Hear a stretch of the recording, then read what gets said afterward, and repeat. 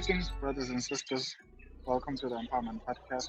Speaking as always, it is Lunga, Mr. Oda Kumalo. Hope you're having a great day, having a great time wherever you're listening to this wonderful episode.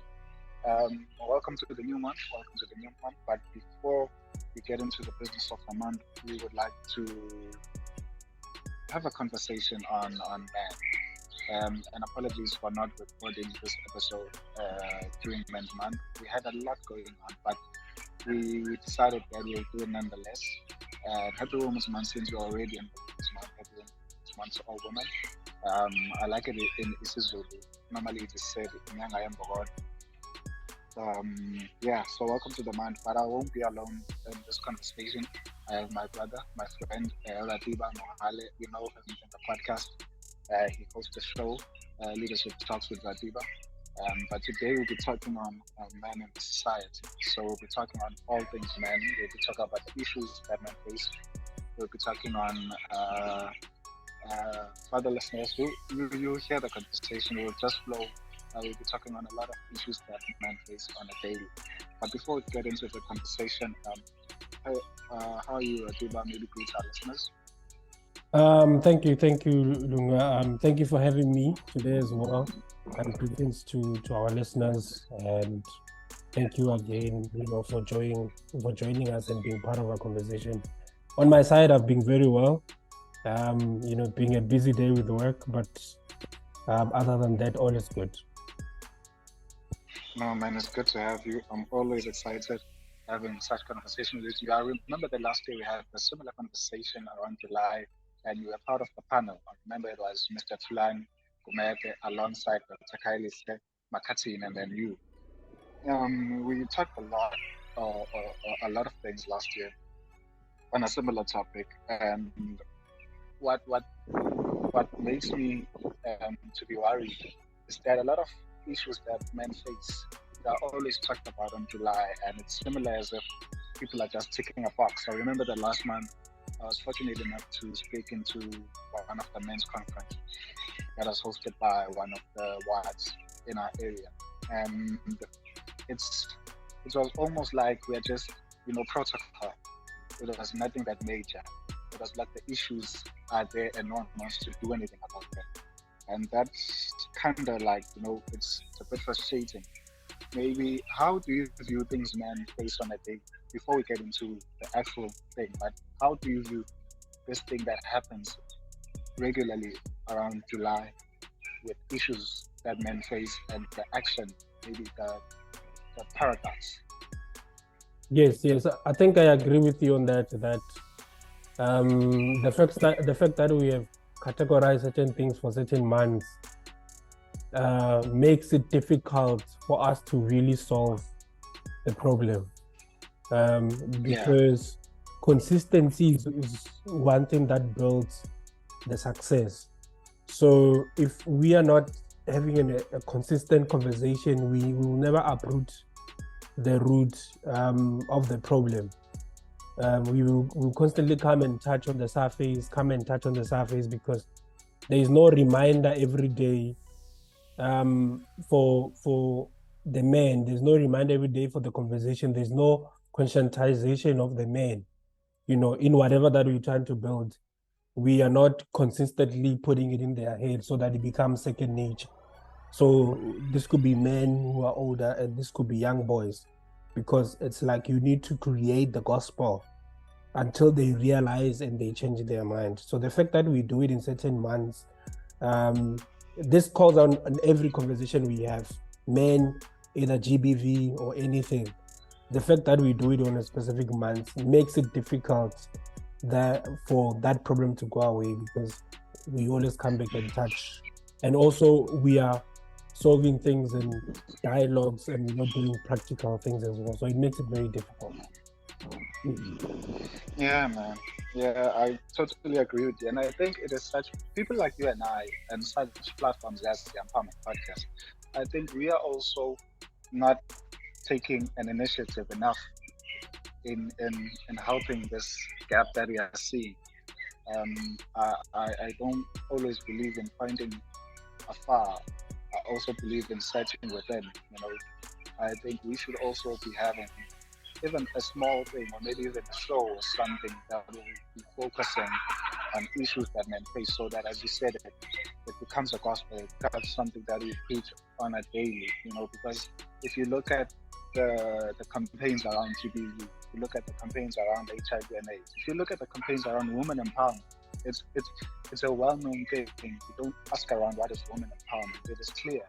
But if you talk about men empowerment, it is something that is sort of like strange and weird. What is men empowerment?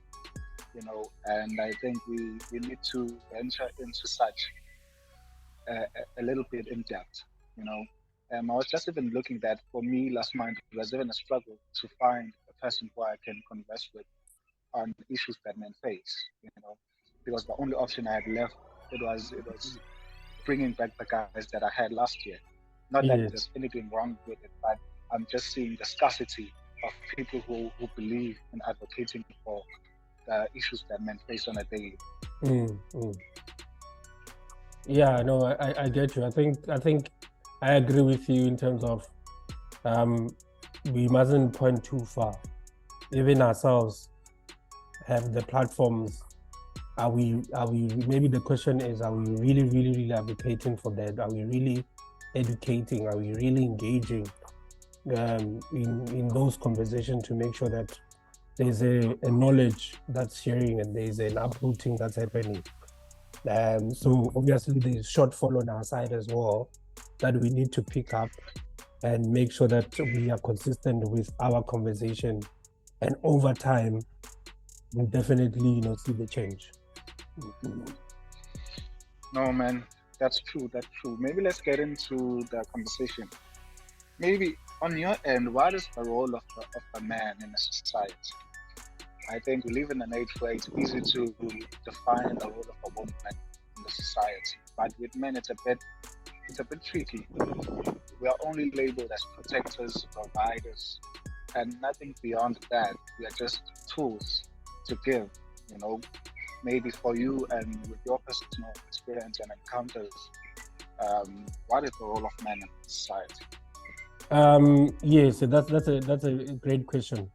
And I think because unfortunately people like me and you are probably born into a world where our fathers were not present, and we're born in a world where we didn't see the practicalities of manhood in our eyes, but we only have a theoretical type of what a man should be in the society, but we didn't see it with our eyes because we found a problem persisting of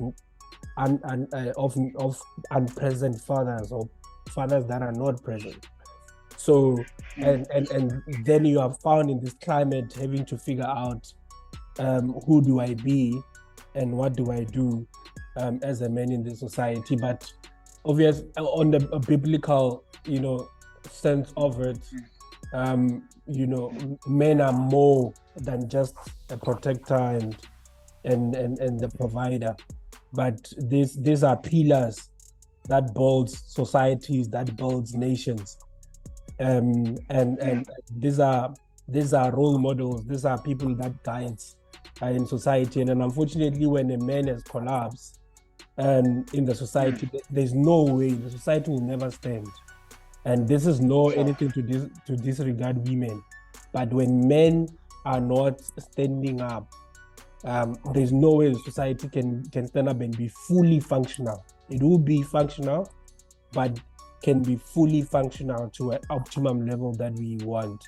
So men play a very, very big role in the society in making sure the direction goes in the right way and the society becomes very profitable. So maybe I can make an example. If you look at nations like the Arabs or the Muslims, the nations that have a Muslim religion a lot, Sure. And then your Arabs and all that, those are nations that thrives, and the nations that thrive in this world today are nations that puts manhood, that puts fatherhood as a priority, that puts family as a priority. And when that structure is compact, those nations thrive. you know. So they put an emphasis on fatherhood, they put an emphasis on building families, and then obviously they put an emphasis of masculinity and femininity, in Sure. everyone, and they gel together to make sure that thing works. And in those countries, they thrive a lot because there's a structure, there's something that is workable, and everyone play their role. Everyone knows I need to be here. Everyone knows I need to be where. And as a result, those nations are rich today in this world, or those cultures are Sure. rich today Mm. in this world. So we need to go back. We need to have that structure because the society replicates into a nation, and the nation replicates into what the country becomes, and the world Yeah. becomes at large. So it starts there. So a family, and then a Sure. society, and then a nation, and obviously it depicts the picture of what the country becomes. Yeah. Yeah. No, man, I'm fully in agreeing with what you're saying, and for me, it goes back to to to what the creator did.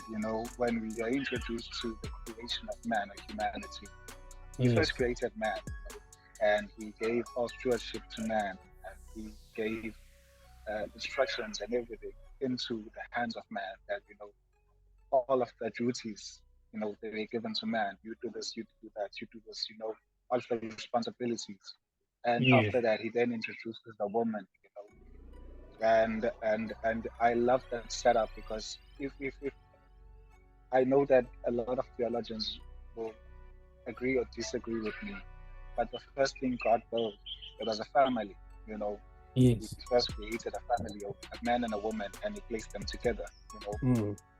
And I think one of the biggest roles of a man in a society, it is not just to steward or to provide or to be a builder, a pioneer, some may call it, but it is to unite. It is to create that bond, and it is to give instruction as to how things should be done. It is to teach, rather. It is to lead. And I like how you started when you said we are in a generation where a lot of fathers are not around, and once that element in the society is not there, it is easy to destroy the whole setup and the whole upbringing. Mm. Hence, most of our problems stem from the disability and the dysfunctionality that our families have. And it's even worse when it comes now to us as the black community. Mm. I'm looking how things are set up. It's a different story altogether, because we find our kids growing up without fathers.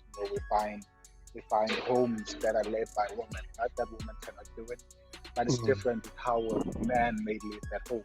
You know, we finding a young cooler with abantu besifazane about that there's no man.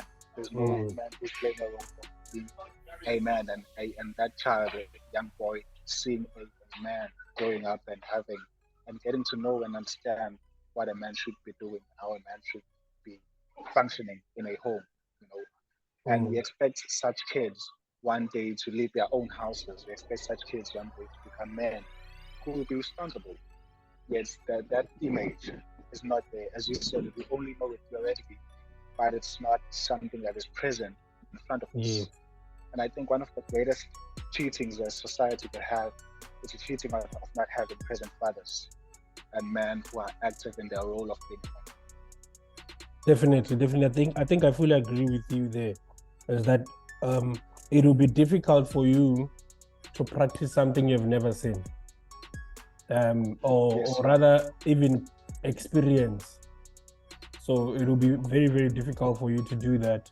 And we are grateful for people like ourselves, how we turn out, even though we didn't have present fathers.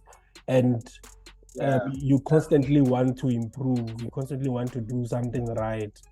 But Mm. that's the struggle you struggle with because there was no template for you to work on. But what? If I'm thinking of something here, and I Yes. know this maybe it might be of course to Mm. how we have constructed the content of the conversation and how it should take the roots. But I'm Yes. thinking here, what do we say then to the cultures that have been placed that deprive abantu besilisa who want to present in their child's life, and these cultures are depriving them of having that access.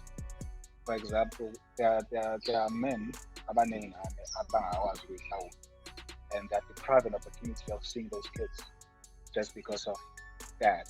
And we're saying we're observing culture before they have access to their children, you know. And how do we go about in that? How Um, do we go about in that? Because the truth is, there will be a repetition. mm, I think our kids in the next future will have the same thing to say about us, yes, not knowing the background story of what made a man not to be present in their child's life. yes. So I think it's a very sad thing that we have. I always say that culture is it's a system or a way of living as a result of responding to an environment or a situation of that time, right? But Oh, but culture must be dynamic, meaning that it's not static. It must change with every environment that changes. Unfortunately, our cultures are not changing, right? So, and then that causes more harm than building. And maybe the people in the past um, could use it to build because the environment was conducive. I can bring a 1 cow, 2 cows, and we all had cows. Or I can bring whatever that is not determined for me to pay, and then it be accepted because I was voluntarily coming to say I see what I did. You understand?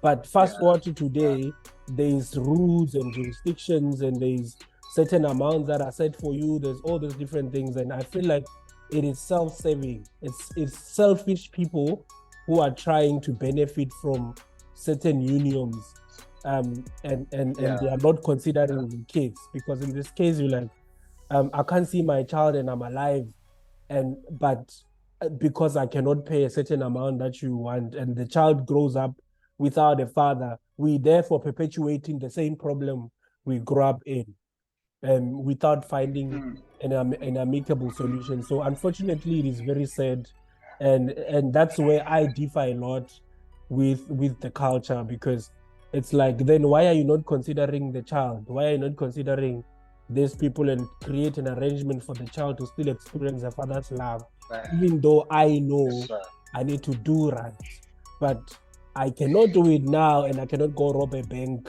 to come and do it. But because of your selfish reasons and the so-called culture, which is someone who created this thing is dead now, so you are living on dead people's rules. You are not creating your own rules.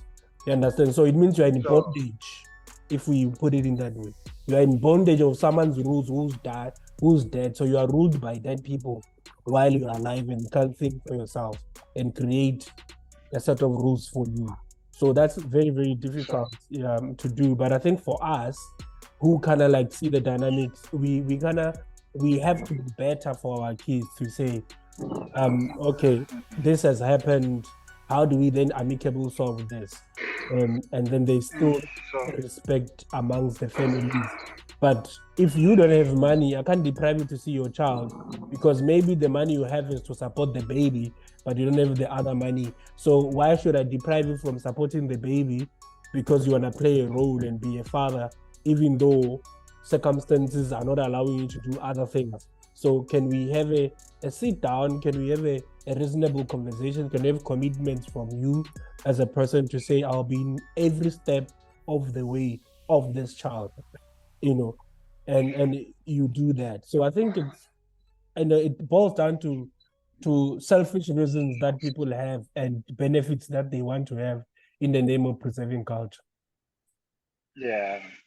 And I like how you're putting it, because it's exactly there for me that then we need to check, is culture saying that it's important that I pay the damages, or is it important that the child grows up with the father and having that support and love from the father?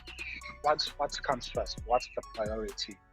Is the priority to clean this house and for this house to be seen beautiful, and And what determines that? What determines that? Is it that I am the one who implemented this child or your child, or is it because I don't know, No, because it's yeah. the dynamics. Yeah, the dynamics are very strange a lot of time, and we find a lot of fathers deprived of an opportunity of being present fathers, and then we call them deadbeats without even understanding the context before even going into the point of calling them deadbeats. I Because now think, I have to yeah. pay damages, and after damages, I then have now to raise this child. Not that I'm complaining, but looking at the state we are in as a country, looking at the Mm. life we're living as a society, it's not as easy as maybe it used to be back then.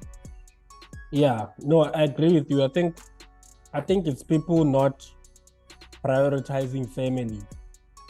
And maybe we might say that maybe even them are really damaged. Yeah, As we yeah, are, we're trying to unfold things. Maybe they're also very damaged in their forward thinking or a progressive thinking. sure, sure, Because the aim should be, let's build families more than we divide them because of money and resources, you know. So that's where the aim should be. definitely, Yeah, let's build families, definitely, and then these families will translate into, you know, a better society and a better nation and all that. So, sure, but that's where they lose it, and people want to have their own benefits from their kids' mm, unions and all these different things. So I think, oh, yeah, in all honesty, is um thinking backwards than forward. So we are going 10 steps backwards, but we're saying society has broken down, families have broken down, but we still do the same thing. yeah, yeah, definitely. No, man, let's move on with the conversation. So, what are the issues that men face on the day? Because the truth is, there are issues, there are stereotypes, there are stigmas. You know, I recently laughed. I was ordering a coffee in one of the coffee shops in Durban, and I ordered a hot chocolate. Mm. Everyone laughed at me, even the baristas. They're like, "Why are you ordering hot chocolate to a man?" It's like, "Oh, okay. So a man is not supposed to enjoy a hot chocolate because he's a man, or I'm a man. I'm supposed to order all type of other things, but not something that sounds feminine and is associated mostly with feminine." I'm like, wow, okay, this is strange. So I should order something that I don't even like, or maybe that's not even appealing to my taste at that moment or at that time, just because the society will easily associate me and box me to being weak because I Mm. ordered something that is of a target that is dominantly for women. Yeah. Such things really, and a lot of people don't understand these pressures that us men encounter on a daily. I know it's a silly thing, it's a stupid thing, but these things they affect a lot of men. We find men taking decisions because of that stereotype, you Yes. know, such thing. Yeah. No, I think as men, honestly, we do face a lot of things as a society. The first one already is that fatherlessness has affected us. To not know what to do as a man in the society. So that's already the first one. The fatherlessness issue has affected us to a point where we don't know how to be fathers and how to move around that. So that could be the first one. The second one could be um, um, the rising of naming of us as a society. So the society has defined us, and that we are this, we are that, we are this, we are that, and we have not defined ourselves. And we have not got an opportunity to sit and define, or what does it mean what's in Indo, and all that. And the third thing could be even the culture has defined what Indoda is, which might be toxic in the sense of it today, you know. So so there are so many issues. Obviously, you can add unemployment, and you can add the rise of a lot of women empowerment, and forget the boy child, those things as well. Down the line, you are raising an empowered woman for an unempowered man. So you are replicating the same system. And then it becomes a problem as well. So, and then obviously lack of initiative from men to literally empower men as well, and in that process of empowering men, there must be a crossbreeding of the dialogue between men and women, so that you are not raising men who are toxic because our thinking is rigid like that, and you are not raising female who don't understand the man. So you're raising two people who are kind of understanding each other and their dynamics.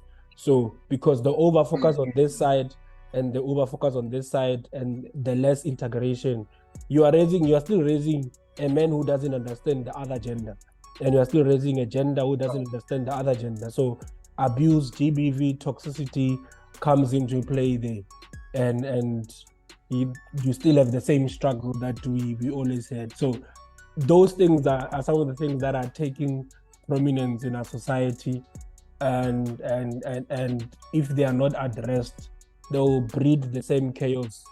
And then obviously other things could be social standards and the activities like your alcohols and all the the cultural things that we have adopted, the normal lifestyles we've adopted. Alcohol is also another problem that's affecting men, and then the generation at large as well. And then the less of spiritual awakening and understanding who you are as a person as well affects us as men, and you are unable to create and lead things and build things, so that society can benefit from you.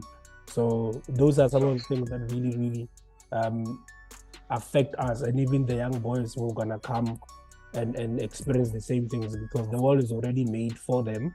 And unfortunately, if no one conscientizes and teaches them that this is why they say this and you don't have to be, that, then it becomes a very problem, because they adopt the same ideology and move on with it. Similarly with the girls. Yeah. No, man, I hear you. I hear you. And I like the part where you touched on, if we empower women more than we empower men, we have an imbalance. And I think that imbalance has already started. We are seeing the rise of PPV, as you put it. You Yes. know, there's a term, issue, term part of us. And I think it derives from such things when a woman is empowered and a man can only opt for his masculinity to be in control. Because another truth is that men love to be in control. And how to be in control if you're not empowered, leading a person who is empowered. Yes. It's a huge imbalance. And if we could have such conversations, and as you put it, empowerment, not just talk about it having to be done, but it's as an actual solution that we are opting for and champion as a society and as a collective. That we are intentional in empowering men. We want men to be empowered so that we could have a better generation. It's sad that we are seeing this huge gap of I think we have two types of fathers. We have fathers who are not present at all, and we have fathers who were there but absent. Yes.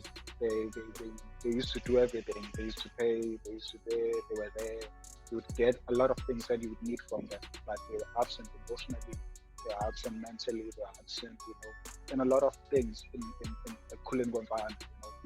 And the young man results into still not being a fully molded man that the society might need.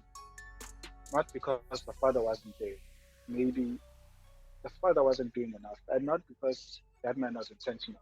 He also does not know what to do himself. Yes. He himself has a young boy inside of him who still yearns for his father. So how are we expecting this young man to be a father himself, where there are still scars from the past that he hasn't dealt with himself? Yes. And it's easy that these scars, if they are not healed, they will be reimprinted in this young man he's raising. Not even men, because we have fathers who are raising daughters and they themselves never had fathers.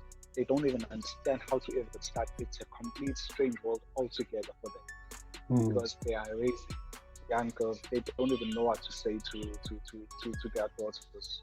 It's even worse if it's a daughter. It's a different thing if it's a son.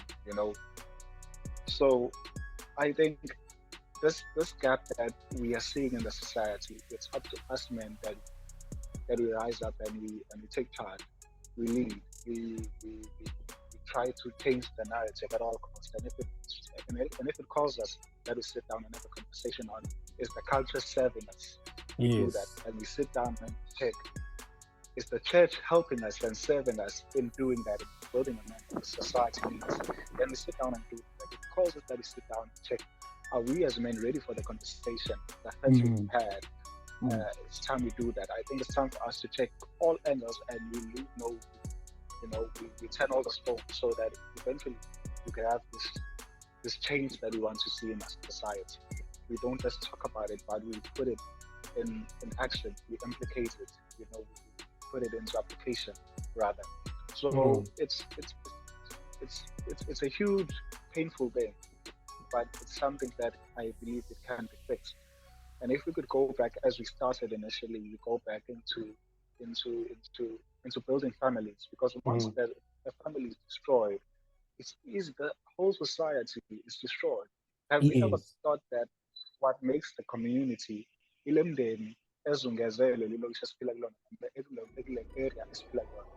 is that Komala family, that Mohale family, that Mkhize family, that Bamini family.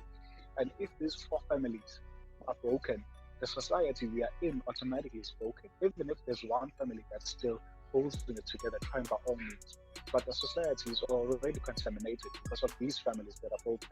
And if together as a collective are not going to be intentional in building a better society, as a building better families, then I think we have a challenge there. Definitely. I think like you say, it all starts at the society and the family level before it goes to society and the nation at large. So when that is broken, then everything else cannot reflect how the families are.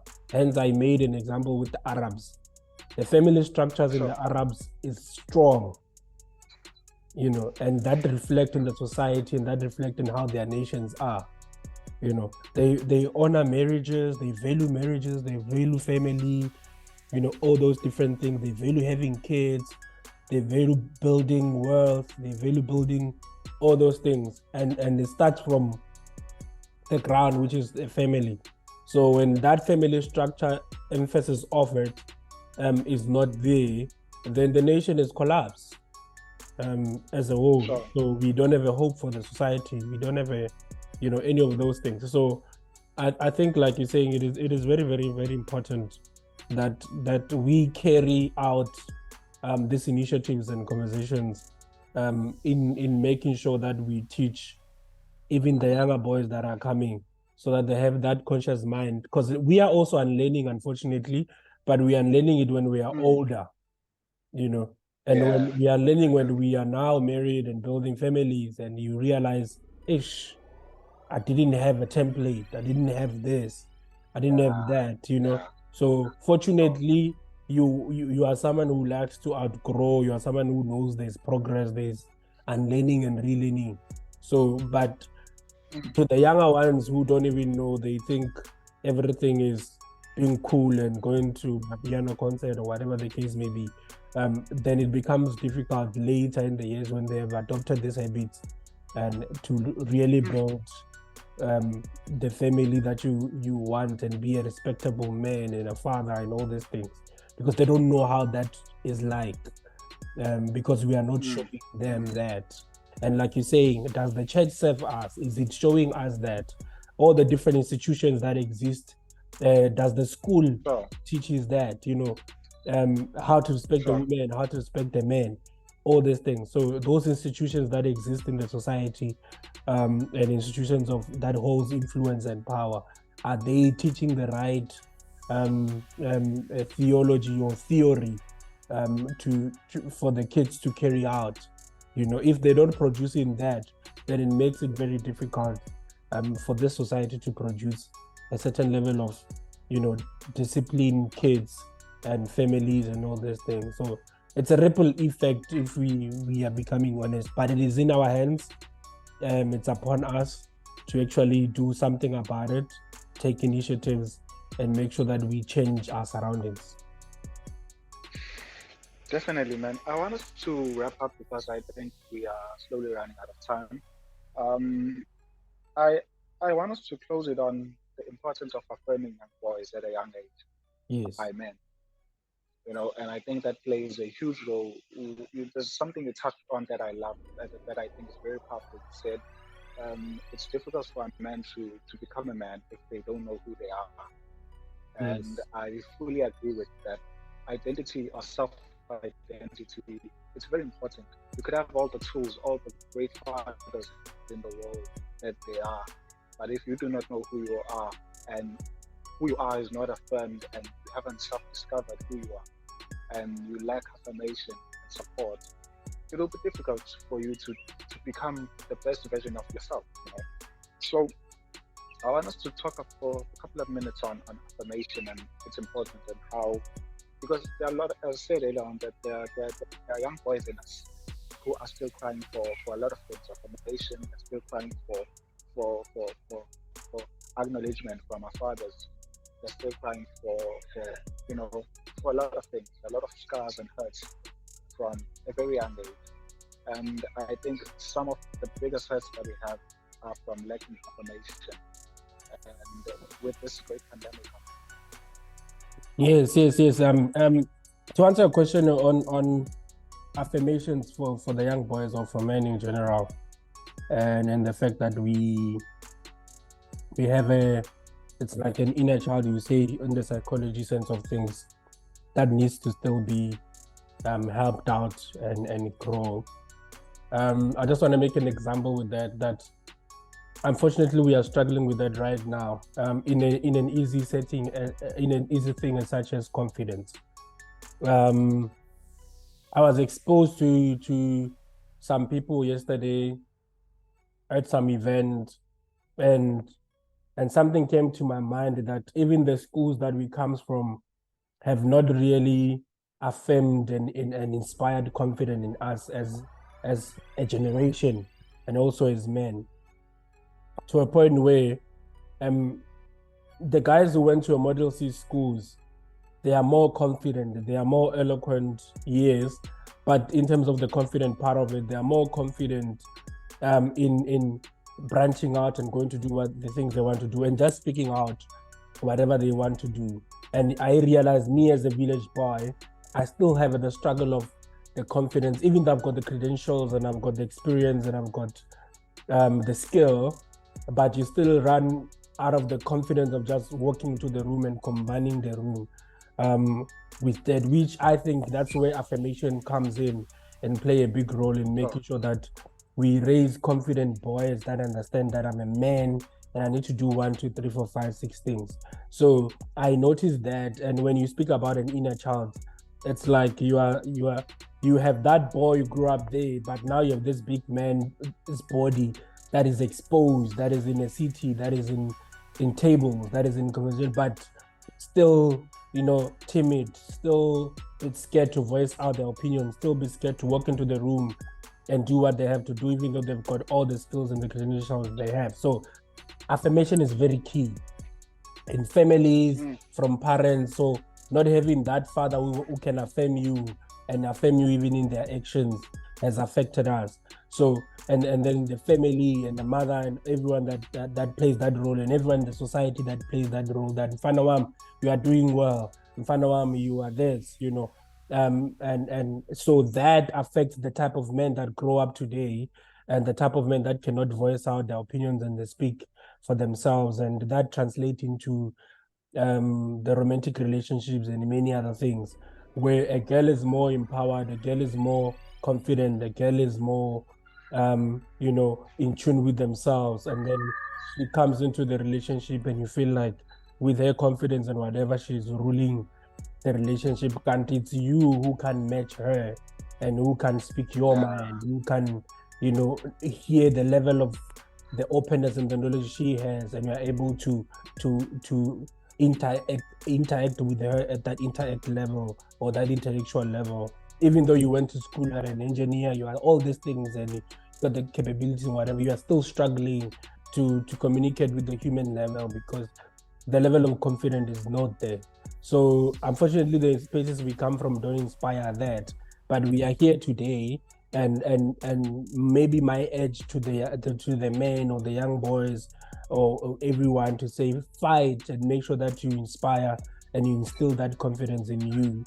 Everything else you have, we all went to school, we all these things, everything else you have, and you are working, you are doing this, but inspire that confidence in you of being a man. If you need that, surround yourself with men that will affirm that. Surround yourself with men that you are doing a right decision. Keep on it, or you are doing this, so that it is easier to know that, okay, I'm walking in the right path, and not second judge yourself when you make decisions as a man and say, this is the way we are going, right? You are able to trust yourself to say, this is the direction you're going, and you go that direction. And then you'll be able to lead your family, you'll be able to do so many other things as well. But obviously there's different powers and dynamics that human beings possesses. There are people who are agreeable, there are people who are, different things. So also don't underestimate the soft power you have. It doesn't always mean you must shout and be rigid and be all these things, right? But there's a soft power, the soft leadership that most of the men possesses. They are very quiet, but when they speak, you realize, this person is very, but they're not person who will shout and do all those many things. So there's that soft power that some people possess. So if you notice and if you realize that you have that soft power, harness it, and it will definitely help you. So don't feel like, oh, me, I don't talk. And you realize, or maybe your demeanor is like that because you don't just out of the blue talk, and when you are not, afforded an opportunity to, but realize, or some people have the soft power, and that can be a man of dignity and a man of stature, because akakhulumi kakhulu, but mayekhuluma, you understand that there's something that's speaking here. So even understanding those dynamics of understanding ourselves, it will definitely help us in moving forward as confident young boys and confident men, and we are able to build these families that we want to build. No, man. Thank you so much for sharing. There are three things I think I'd like to say as we are wrapping up. Number one, first of all, I'd just like to say you're doing great, man. From a brother to another, you're doing great, and thanks for always availing yourself for such conversations. You're one man I know I can rely on whenever I need something, and not just something just done for the ticking of the box, but it's done thoroughly. And for that, I truly appreciate you and for being part of this vision that we have as a moment. And on your new show, you're doing great, my brother. And another thing to all men, take care of yourself. There's nothing wrong with taking care of yourself. There's nothing wrong with loving yourself. There's nothing wrong with pampering yourself. There's a theme for TikTok that they use that's anakekela umzimba osebenza kanzima. And to all men, I'm re-emphasizing that. Take care of your body. I saw that you had sorbets, getting face massage and all that stuff. Oh yes. So to all men, do that for yourself. Don't be afraid to pamper yourself as much as you have an obligation of taking care of your family and your kids, but also have time to take care of yourself, pamper yourself, go out. Pampering yourself is not just drinking alcohol till you cannot even walk. It's not just that, but it is also taking yourself out on a date alone, just eating what you enjoy, what you love, just going out and having a body massage, going out with the boys, having a road trip. Do those things so that you do not feel an obligation, don't feel obligated and a hardship of just existing and providing. And one last final thing I'd like to say before throwing it back to Adi for his closing remarks is that you can deprive yourself a lot of things, but do not deprive yourself of an opportunity to discover who you are. That is one important thing that we need to remember, is that discover who you are, and if you feel that you are at a moment or a point where you feel like you're lost, embrace that moment, because it is only then you'll be able to find the truest and the unique self. That Yes. is very important. Embrace those moments, embrace the moment of frustration and all that it comes with, because it is only then you'll discover who you are and be confident and convicted in who you are called to be on it. Bro, your closing remarks? Yes, yes. So thank you so much, man. I truly appreciate your words. And Lynn, I just want to pass to say thank you so much for creating the platform, and we are able to have this conversation. So it's a work of importance for our society and the nation at large. So maybe another thing to say is that do not despise the effort that you're doing. You must make a noise in your corner consistently, and that noise will replicate and make a noise in the country at Yeah. large and the society at large. So you are doing something great there, and so do not be discouraged as well. Obviously, we'll avail ourselves when we need to help and there's anything that we are needed to do so that the vision can go forward. Yeah, and also thank you so much for always reaching out and giving me a platform to also share my opinions and thoughts as well. And I'm able to actually be able to conversate and share and educate where we support to educate and empower as well, and make sure that people are equipped to be able to carry and on with the day and the challenges that comes as a man as well. So yeah, and good words to the men as well. Let's take care of ourselves and pamper ourselves if we have to, and do all those things so that we're able to show up as positive, as energetic, and as fully ourselves and lacking nothing, and be able to do that. So thank you so much, and thank you for listening, and the people that are going to be listening, thank you so much, and thank you for the invite as well. I truly appreciate it. No, man, it's a pleasure. To all our listeners, thank you so much. This is a wrap. Let's create this conversation. Let us start this conversation in all our social platforms.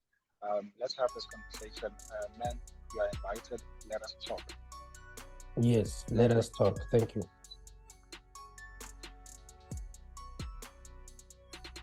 Empowerment Podcast. Inspire, equip, and empower.